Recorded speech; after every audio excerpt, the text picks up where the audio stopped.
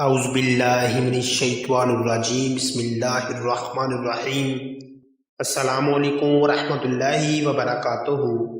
تمام دوست مل کر ایک دفعہ درود پاک ضرور پڑھ لیں۔ جنت میں اپنے ماں باپ سے کیسے ملاقات ہوگی، وہ منظر کیسا ہوگا؟ جنت میں کن کن رشتہ داروں سے ملاقات ہوگی؟ جنت کا بازار کیسا ہوگا؟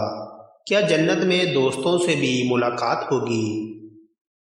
جنت میں جنتیوں کو کیا کیا نعمتیں میسر ہوں گی، یہ جاننا ہر مسلمان کے لیے ضروری ہے۔ جان کر آپ حیران رہ جائیں گے کہ جنت میں کون کون سی نعمتیں ہوں گی۔ پیارے دوستو، کسی بھی انسان کے لیے دنیا میں سب سے زیادہ پاکیزہ اور محبت کرنے والا رشتہ اس کے ماں باپ کا ہے۔ اس کے بعد انسان کے سگے بہن بھائی اور پھر دوسرے رشتہ دار آتے ہیں۔ اس دنیا میں قائم یہ رشتے کسی بھی انسان کے لیے اولین ترجیح ہوتے ہیں، جبکہ کچھ رشتہ دار تو ہماری زندگی کے لیے ایسے اہم ہو جاتے ہیں کہ ان کے بغیر زندگی گزارنا ناممکن اور محال ہو جاتا ہے۔ پیارے دوستو، جنت ایک ایسی شاندار اور بے مثال جگہ ہے جو اللہ تعالیٰ نے ایمان والوں کے لیے بنائی ہے، اور اس میں ایسی نعمتیں رکھی ہیں جو نہ کسی آنکھ نے نہ دیکھی، نہ کسی کان نے سنی، اور نہ ہی کسی دل میں ان کا خیال آیا۔ جن کے بارے میں جو کچھ بیان کیا جاتا ہے وہ صرف سمجھانے کے لیے ہوتا ہے، ورنہ دنیا کی اعلیٰ ترین چیز کا بھی جنت کی کسی نعمت سے کوئی مقابلہ نہیں۔ لیکن اب سوال یہ ہے کہ کیا انسان کی نہ ختم ہونے والی زندگی میں بھی ہمارے یہ اہم اور پاکیزہ رشتے کیا ہمارے ساتھ ہوں گے؟ یعنی جنت میں یہ سوال اکثر ہمارے ذہنوں میں آتا ہے کہ اس دنیا میں ہمارا سب سے عظیم رشتہ یعنی ہماری ماں کیا جنت میں بھی ہمارے ساتھ ہوگی؟ جاننے کے لیے ویڈیو کو آخر تک ملاحظہ فرمائیں، اور اگر ابھی تک آپ نے ہمارے چینل کو سبسکرائب نہیں کیا تو اس کو جلدی سے سبسکرائب کر لیں۔ حدیث کی روشنی میں اس سوال کا جواب تلاش کرتے ہیں۔ احادیث میں ہے کہ جب کوئی روح علیین میں پہنچتی ہے تو وہاں پر موجود روحیں اس سے ملنے آتی ہیں اور دنیا میں اپنے رشتہ داروں کے بارے میں معلوم کرتی ہیں، اور اس طرح سے جب کوئی انسان مرنے کے بعد عالم برزخ میں پہنچتا ہے تو اس کے رشتہ دار اس سے ایسے ملتے ہیں جیسے کسی دور دراز سے آنے والے مسافر سے ملاقات کی جاتی ہے، اور دونوں آپس میں مل کر بہت خوش ہوتے ہیں۔ اللہ تعالیٰ کا ارشاد ہے، اے میرے بندو، آج تم پر نہ کوئی خوف طاری ہوگا اور نہ تم غمگین ہوں گے۔ میرے وہ بندے جو ہماری آیتوں پر ایمان لائے تھے اور فرمانبردار رہے تھے، تم بھی اور تمہاری بیویاں بھی خوشی سے چمکتے چہروں کے ساتھ جنت میں داخل ہو جاؤ۔ ان کے آگے سونے کے پیالے اور گلاس گردش میں لائے جائیں گے، اور اس جنت میں ہر وہ چیز ہوگی جس کی دلوں کو خواہش ہوگی، جس میں آنکھوں کو لذت حاصل ہوگی۔ ان سے کہا جائے گا کہ اس جنت میں تم ہمیشہ رہو گے، کیونکہ آخرت کی زندگی ہمیشہ ہمیشہ رہنے کے لیے ہے۔ پیارے دوستو، بات ثابت ہوتی ہے کہ جنتی مردوں کی بیویاں بھی جنت میں ان کے ساتھ ہی ہوں گی اور ایک ساتھ ہی جنت میں رہیں گے۔ وہاں جنت میں انہیں ہر وہ چیز مہیا کی جائے گی جس کی وہ خواہش کریں گے۔ حضرت ابو ہریرہ رضی اللہ تعالیٰ عنہ سے روایت ہے کہ رسول کریم صلی اللہ علیہ وآلہ وسلم نے ارشاد فرمایا، جس وقت کوئی بندہ مومن مرنے کے قریب ہوتا ہے تو رحمت کے فرشتے سفید ریشمی کپڑا لے کر آتے ہیں اور روح سے کہتے ہیں کہ نکل جا، تو اللہ سے رضامند ہے اور اللہ تجھ سے راضی ہے۔ اللہ تعالیٰ کی جانب، اس کے رزق کی جانب اور اپنے پروردگار کی جانب جو کہ غضبناک نہیں ہے۔ پھر وہ روح اس طرح معطر حالت میں نکل جاتی ہے جس طرح سے عمدہ خوشبودار مشک، اور فرشتے اسے ہاتھوں پر اٹھائے ہوئے آسمان کے دروازوں پر لے جاتے ہیں۔ تو آسمان والے فرشتے کہتے ہیں، کیا عمدہ خوشبو ہے، جو کہ زمین سے آئی ہے، پھر اس کو اہل ایمان کی ارواح کے پاس لاتے ہیں تو وہ ارواح خوش ہوتی ہیں، اور یہ خوشی اس خوشی سے بھی زیادہ ہوتی ہے جو کسی بچھڑے ہوئے کی آمد سے انسان کو میسر آتی ہے۔ پھر وہ پہلے سے موجود مومنین اس نئے آنے والے سے دریافت کرتے ہیں کہ فلاں آدمی نے کیا کیا اور فلاں آدمی کا کیا ہوا، یعنی جس شخص کو دنیا میں چھوڑ کر گئے تھے اب وہ کس طرح کے کاموں میں مشغول ہیں، اور پھر انہی میں سے چند ارواح آپس میں ایک دوسرے سے کہتی ہیں کہ ابھی ٹھہر جاؤ اور اسے چھوڑ دو کیونکہ یہ دنیا کے غم میں مبتلا تھا۔ یہ روح پوچھتی ہے کہ کیا وہ شخص ابھی تم لوگوں کے پاس نہیں پہنچا تو کب کا مر چکا تھا؟ اس پر وہ روحیں کہتی ہیں کہ پھر وہ تو جہنم میں گیا ہوگا۔ حضرت محمد صلی اللہ علیہ وآلہ وسلم نے فرمایا کہ تمہارے اعمال تمہارے ان رشتہ داروں اور خاندان والوں کے سامنے جو آخرت یعنی عالم برزخ میں ہیں پیش کیے جاتے ہیں۔ اگر نیک عمل ہو تو وہ خوش ہوتے ہیں، کہتے ہیں اے اللہ آپ کا فضل اور رحمت ہے، بس اپنی یہ نعمت اس پر پوری کیجیے اور اس پر اس کو موت دیجیے۔ اس طرح ان پر گناہ گار شخص کا عمل بھی پیش ہوتا ہے تو کہتے ہیں اے اللہ اس کے دل میں نیکی ڈال دے جو تیری رضا اور قرب کا سبب ہو جائے۔ مختلف روایات سے معلوم ہوتا ہے کہ جنت میں مختلف رشتہ دار ایک دوسرے کو پہچانتے ہوں گے اور ایک دوسرے سے ملتے جلتے رہیں گے، اور ان میں سے بعض کو ایک ساتھ رکھا جائے گا۔ سورہ طور کی آیت نمبر 21 میں اللہ تعالیٰ کا فرمان ہے،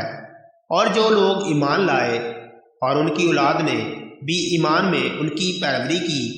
تو ان کی اولاد کو ہم انہی کے ساتھ شامل کریں گے اور ان کے عمل میں کسی چیز کی کمی نہیں کریں گے، یعنی کہ ان کے درجات جو ہیں وہ ویسے ہی رہیں گے۔ بے شک اللہ تعالیٰ مومن کی آنکھوں کو ٹھنڈا کرنے کے لیے اور اس کی اولاد کو ان کے اصل بلند مقام اس کے پاس اس کے درجے میں پہنچا دیں گے، اگرچہ یہ اولاد اپنے اعمال کے اعتبار سے اس درجے تک نہ پہنچتی ہو۔ اس سے معلوم ہوتا ہے کہ انسان کی اولاد کو اس کی خواہش کے مطابق ان کے ساتھ ہی رکھا جائے گا۔ جو لوگ جنت میں جائیں گے تو یقیناً یہ وہ لوگ ہوں گے جنہوں نے اس دنیا میں نیک اعمال کیے ہوں گے، جبکہ ایسے لوگ بھی ہوں گے جنہوں نے گناہ کیے ہوں گے لیکن اپنے گناہوں پر شرمندہ ہو کر اس دنیا میں ہی اللہ سے معافی مانگ لی ہو اور صدقے دل سے توبہ و استغفار کر لیا ہو تو اللہ تعالیٰ ان کو معاف فرما کر جنت میں داخل کر دیں گے، جہاں وہ ہمیشہ ہمیشہ کے لیے رہیں گے، جہاں اللہ تعالیٰ ان کی ہر خواہش پوری فرما دے گا۔ اور یقیناً اس کی خواہش میں سے ایک خواہش یہ بھی ہوگی کہ دنیا میں اس سے جو بھی گناہ سرزد ہو چکے ہوں یا کوئی گناہ والے اعمال اس نے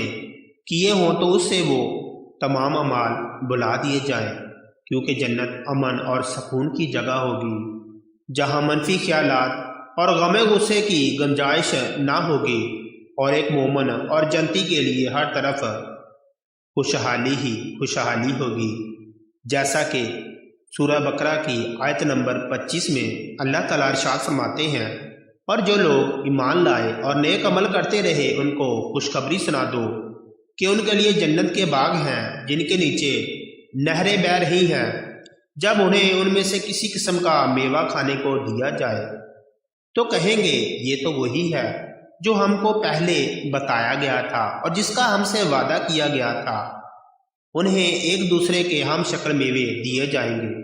اور وہاں ان کے لیے پاک بیویاں ہوں گی اور وہ جنت میں ہمیشہ رہیں گے۔ پیارے دوستو،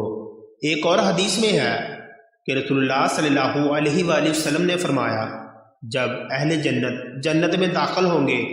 اور ان میں سے کسی کو اپنے بھائیوں اور رشتہ داروں سے ملنے کی خواہش ہوگی تو اس کا بستر اسے اڑا کر ان کے بستروں کے برابر پہنچا دے گا، اور پھر دونوں تکیہ لگا کر دنیا میں گزرے ہوئے دنوں کے بارے میں باتیں کرنے لگیں گے۔ ان میں سے ایک اپنے ساتھی سے کہے گا، اے فلاں، تمہیں یاد ہے کہ اللہ نے فلاں دن اور فلاں فلاں جگہ پر ہماری مغفرت فرمائی تھی، اس طرح کہ ہم نے اللہ تعالیٰ سے دعا کی تھی اور اللہ تعالیٰ نے ہمیں مغفرت کا پروانہ عطا فرما دیا تھا۔ رسول کریم صلی اللہ علیہ وآلہ وسلم کے مزاج مبارک کے بارے میں متعدد احادیث مبارکہ میں بیان کیا گیا کہ آپ صلی اللہ علیہ وآلہ وسلم انتہائی شگفتہ مزاج تھے اور نرمی و محبت سے اور مسکرا کر بات کیا کرتے تھے۔ تاہم کئی بار آپ صلی اللہ علیہ وآلہ وسلم بے اختیار ہنس بھی دیتے، مگر یہ اس وقت ہوتا جب آپ صلی اللہ علیہ وآلہ وسلم یوم آخرت کے حالات بیان فرما رہے ہوتے تھے۔ امام اسقلانی نے فرماتے ہیں، یہ کہا گیا کہ آپ صلی اللہ علیہ وآلہ وسلم صرف آخرت کے امور میں ہنسا کرتے تھے۔ اگر کوئی معاملہ دنیا سے متعلق ہوتا تو اس پر آپ صلی اللہ علیہ وآلہ وسلم صرف تبسم فرمایا کرتے تھے۔ آپ صلی اللہ علیہ وآلہ وسلم نے ایک بار صحابہ کو یہ آگاہ کیا کہ روز محشر جب کسی کو جہنم سے نکال کر جنت میں بھیجا جائے گا تو اس کی حالت کیا ہوگی۔ اس پر آپ صلی اللہ علیہ وآلہ وسلم نے ہنس کر واقعہ بیان کیا۔ بخاری شریف اور مسلم شریف میں یہ حدیث مبارکہ یوں بیان کی گئی ہے۔ حضرت عبداللہ بن مسعود رضی اللہ تعالیٰ عنہ سے روایت ہے کہ حضور نبی اکرم صلی اللہ علیہ وآلہ وسلم نے فرمایا، مجھے اچھی طرح معلوم ہے کہ سب سے آخر میں جہنم سے کون نکالا جائے گا یا سب سے آخر میں کون جنت کے اندر داخل ہوگا۔ یہ آدمی اپنے جسم کو گھسیٹتا ہوا جہنم سے باہر نکلے گا، چنانچہ اللہ تعالیٰ اس سے فرمائے گا جا جنت میں داخل ہو جا۔ وہ جنت میں داخل ہوگا تو اسے یہ بھی گمان گزرے گا کہ شاید یہ بری ہوئی ہے، چنانچہ وہ واپس لوٹ کر عرض گزار ہوگا، اے رب وہ تو بری ہوئی ہے۔ بس اللہ تعالیٰ اس سے فرمائے گا جا جنت میں چلا جا، لہذا وہ جنت میں داخل ہوگا۔ جنت میں جا کر اسے پھر گمان گزرے گا کہ شاید یہ بری ہوئی ہے، پھر وہ واپس لوٹ کر عرض کرے گا، اے رب میں نے تو وہ بری ہوئی پائی ہے۔ چنانچہ اللہ تعالیٰ اس سے فرمائے گا جا اور جنت میں داخل ہو جا، کیونکہ تیرے لیے جنت میں دنیا کے برابر بلکہ اس سے 10 گنا زیادہ حصہ ہے۔ یا فرمایا تیرے لیے 10 دنیاؤں کے برابر حصہ ہے۔ وہ عرض کرے گا، اے اللہ کیا مجھ سے مذاق کرتا ہے یا مجھ پر ہنستا ہے، حالانکہ تو حقیقی مالک ہے۔ حضرت عبداللہ بن مسعود رضی اللہ تعالیٰ عنہ بیان کرتے ہیں کہ میں نے دیکھا کہ اس پر حضور نبی اکرم صلی اللہ علیہ وآلہ وسلم ہنس پڑے، یہاں تک کہ آپ صلی اللہ علیہ وآلہ وسلم کے دندان مبارک نظر آنے لگے۔ آپ صلی اللہ علیہ وآلہ وسلم فرماتے تھے، یہ اہل جنت کے سب سے کم درجہ والے شخص کا حال ہے۔ حضرت ابو ہریرہ رضی اللہ تعالیٰ عنہ سے روایت ہے کہ رسول اکرم صلی اللہ علیہ وآلہ وسلم نے فرمایا، جنت میں سب سے کم درجہ کا جنتی وہ ہوگا جس سے اللہ تعالیٰ فرمائیں گے کہ تم تمنا کرو، وہ تمنا کرے گا، پھر اللہ تعالیٰ اس سے فرمائیں گے کیا تم نے تمنا کر لی، وہ کہے گا ہاں، پھر اللہ تعالیٰ اس سے فرمائیں گے کہ تمہارے لیے وہ ہے جو تم نے تمنا کی، مزید اس جتنا اور بھی لے لو، تمہارے لیے وہ ہے جو تم نے تمنا کی، مزید اس جتنا اور بھی لے لو۔ آدمی کا حشر اسی کے ساتھ ہوگا جس سے وہ دنیا میں محبت کرتا تھا، اس اعتبار سے جس سے بھی دنیا میں قلبی اور خصوصی لگاؤ رہا ہوگا وہ آخرت میں ایک ساتھ ہوں گے، لہٰذا دنیا میں جن سے خاص لگاؤ رہا ہوگا آخرت میں بھی ان سے رفاقت نصیب ہوگی۔ پیارے دوستو،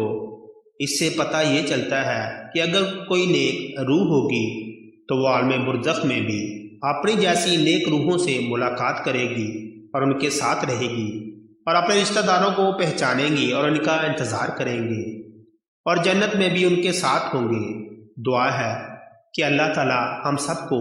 اچھے اعمال کر کے اور اللہ تعالیٰ کی رضا والے کام کر کے اور اللہ تعالیٰ کا قرب حاصل کر کے اور اللہ اس کے رسول صلی اللہ علیہ وآلہ وسلم کی اطاعت کر کے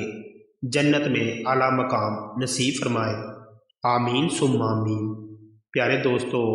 کمنٹ باکس میں آمین ضرور لکھیں۔ جزاک اللہ